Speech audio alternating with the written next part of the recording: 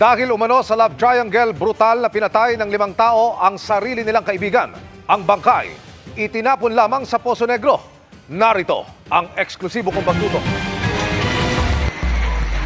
Magkakasunod na ni-raid ng Pasig Police ang magkakahiwalay na target.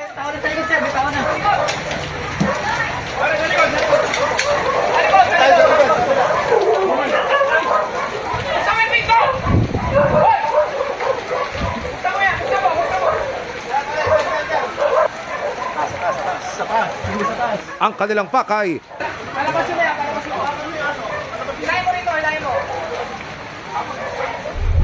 dakpin ang grupong wanted sa kasong murder.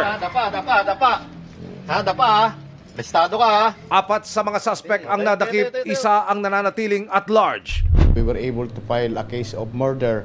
Then 2 of them were arrested during the follow-up operations upon discovery of the crime.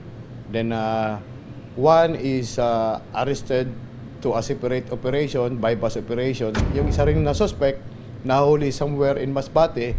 Ayon sa investigasyon ng pulisya, pinagtulungang sakalin at saksakin ng mga suspect ang biktima na kanila ring kaibigan.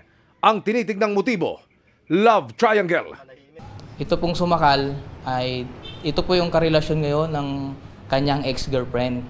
So isa po sa pinag-aano natin yung jealous. O nagsiselos po siya kasi itong ating biktima ay gusto makipagbalikan doon sa kanyang kinakasama ngayon. Bukod sa sakal, sinaksak din daw ng screwdriver ang biktima. Binalot po ito sa kumot. After nun, doon po sa may septic tank, hinukay nila.